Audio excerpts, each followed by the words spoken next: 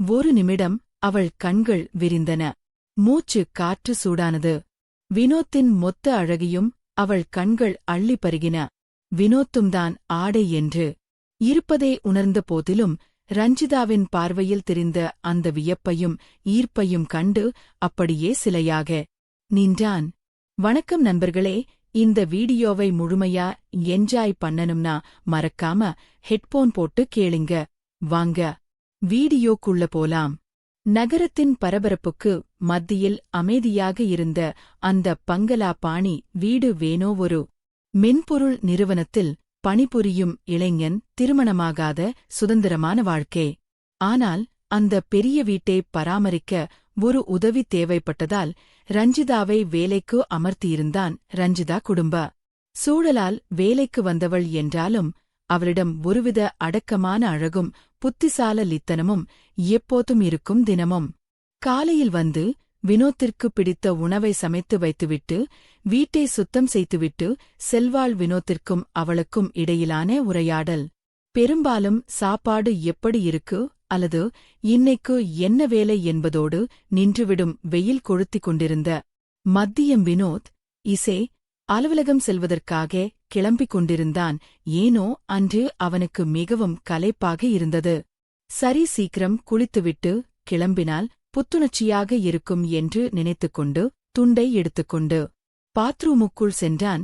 பாத்ரூமிற்குள் தண்ணீர் விழும் சத்தம் கேட்கத் தொடங்கியது. வெளியே ரஞ்சிதா தன் வழக்கமான பணியை செய்து கொண்டிருந்தாள். தரையை துடைத்துக் கொண்டே வந்தவள் வரவேற்பறை முடிந்து சமையலறைக்கு செல்ல வேண்டிய பாதையில் இருந்தாள். வீடு அமைதியாக இருந்தது. வினோத் குளிக்கும் சத்தமும் ரஞ்சிதா துணிமணிகளைத் தாண்டி வந்து தரையை துடைக்கும் சத்தமும் மட்டுமே அந்த வீட்டின் மெல்லிய இசையாக இருந்தது. ரஞ்சிதா கவனமாக தரையை துடைத்துக் கொண்டே பாத்ரூம் கதவு அருகில் வந்தால் கதவு லேசாக சரியாக மூடப்படாமல் இருந்ததோ என்னவோ. உள்ளிருந்து வரும் நீரின் சத்தமும் வினோத்தின் முனகலும் அவள் காதுகளில் மென்மையாக விழுந்தன.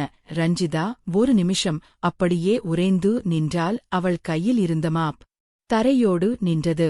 உள்ளே வினோத் தன் உடலை தழுவும் நீரின் குளிர்ச்சியில் ஒருவித ஏகாந்தத்தில் இருந்தான். வெளியே ரஞ்சிதாவின் இதய துடிப்பு சற்று அதிகரித்ததை அவளே உணர்ந்தாள். பழக்கமாக வேலையை முடித்துவிட்டு செல்லும் அவளுக்கு இன்று ஏனோ அந்த அறையை விட்டு நகர மனமில்லை.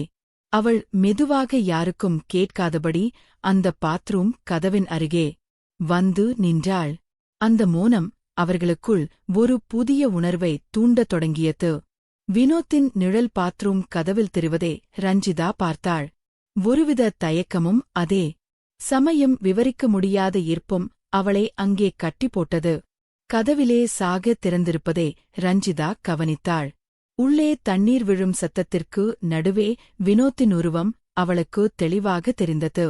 வழக்கமாக வேலையில் மட்டுமே கவனம் செலுத்தும் ரஞ்சிதா அன்று ஏனோ இசை அந்த இடத்திலே சிலை என நின்றாள். குளித்துக் கொண்டிருந்த வினோத்தின் அந்த கட்டுமஸ்தான உடலமைப்பைக் கண்டதும் அவளுக்குள் ஒரு கணம் மூச்சே நின்றுவிட்டது போல் இருந்தது. அகன்ற தோள்களும் தண்ணீரில் நனைந்து மின்னும் அவனது தசைகளும் அவளை பிரமிக்க வைத்தன. தன் கையில் இருந்த துடைப்பத்தை ஈருக்க பிடித்துக் கொண்டாள். அவள் மனதுக்குள் பல எண்ணங்கள் ஓடின. என்ன அழகான உடம்பு இவனே!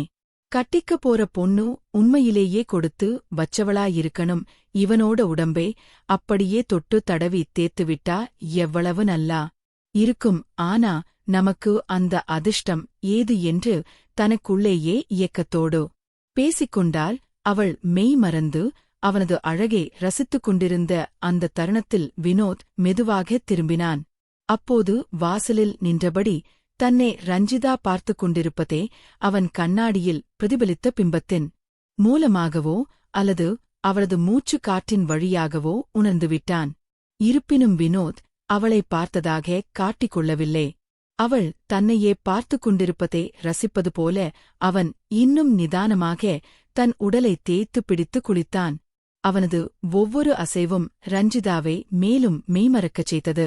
சிறிது நேரத்திற்குப் பிறகு குளித்து முடித்த வினோத் அருகில் இருந்த துண்டை எடுத்து தன் கட்டுமஸ்தான உடலில் படர்ந்திருந்த நீர்த்துளிகளை மெதுவாக துவட்டிக் கொண்டிருந்தான்.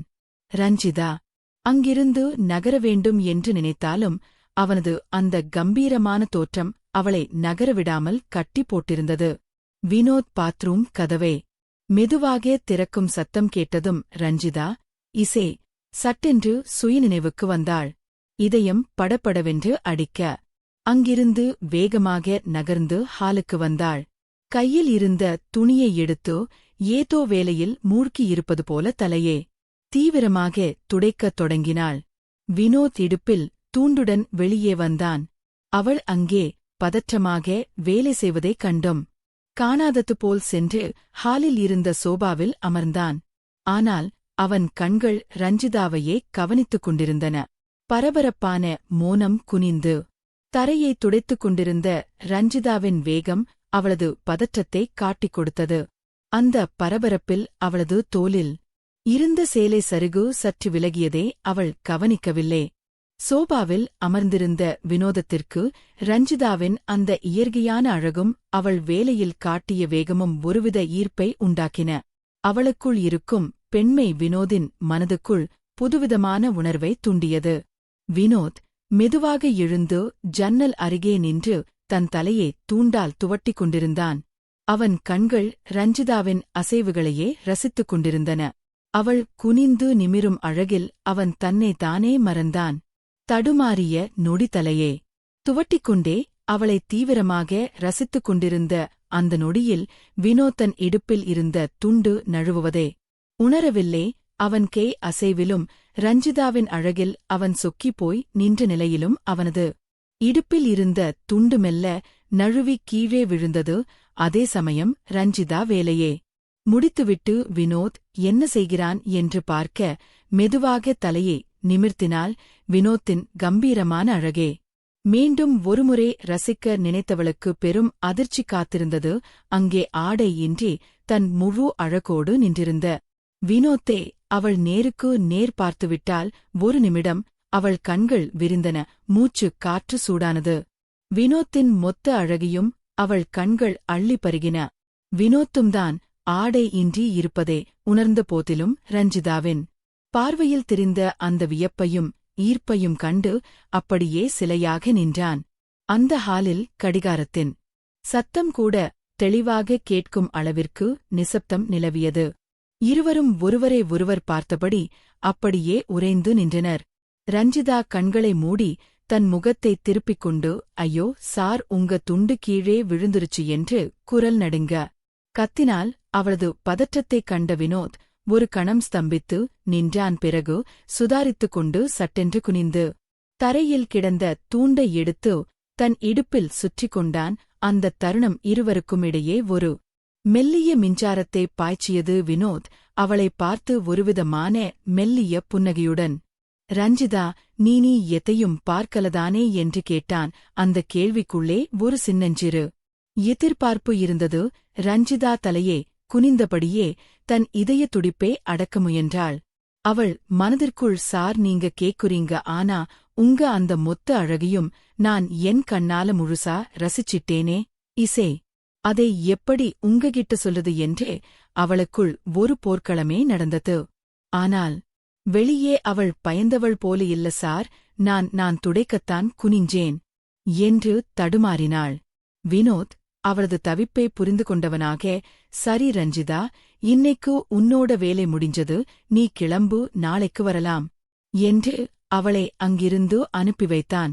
ரஞ்சிதா முகத்தில் ஒருவித வெட்கமும் அறியாத ஒரு தவிப்பும் தேங்க அங்கிருந்து வேகமாக வெளியேறினாள். தெளிவில்லாத ஒரு நாள். வினோத் ஆபீஸிற்கு கிளம்ப தயாரான சட்டையை அணிந்தாலும் கண்ணாடியில் பார்க்கும்போதெல்லாம் அவனுக்கு அந்த தருணம்தான் நினைவுக்கு வந்தது. ரஞ்சிதாவின் அந்த பயந்த அதே சமயம் ரசித்த கண்கள் அவனுக்குள் ஒரு தாக்கத்தை ஏற்படுத்தியிருந்தன. ஆபீஸில் அமர்ந்து கணினியை பார்த்தபோதும் அவனுக்கு வேலையில் கவனம் செலுத்த முடியவில்லை. மூளை முழுவதும் ரஞ்சிதாவின் உருவம்தான். மறுபுறம் ரஞ்சிதாவின் நிலையும் அதுதான். வீட்டு வேலைகளை செய்து கொண்டிருந்தாலும் அவளது கைகள் தானாக நின்றன. வினோத்தின் அந்த கட்டுமஸ்தான உடலமைப்பும் அவன் நின்ற கம்பீரமும் அவளது கண்களை விட்டு நீங்கவே இல்லை. அந்த சில நொடிகள் அவளது வழக்கமான வாழ்க்கையில் ஒரு பெரிய மாற்றத்தை கொண்டு வந்திருந்தது.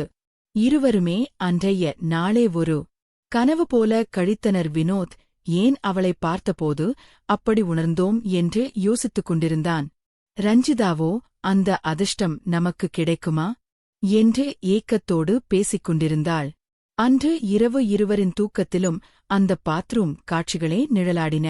அடுத்த நாள் காலை ரஞ்சிதா மீண்டும் அந்த வீட்டிற்குள் நுழையும்போது அவர்களுக்கு இடையே என்ன நடக்கப் போகிறது என்ற எதிர்பார்ப்போ இருவேரிடமும் அதிகரித்திருந்தது. இந்த வீடியோவோட பார்ட் 2 பார்க்கணும்னா இந்த வீடியோவுக்கு ஒரு லைக் போட்டு நம்ம சேனலை மறக்காம சப்ஸ்கிரைப் பண்ணுங்க. அப்புறம் கமெண்ட்ல பார்ட் 2 போடுங்க.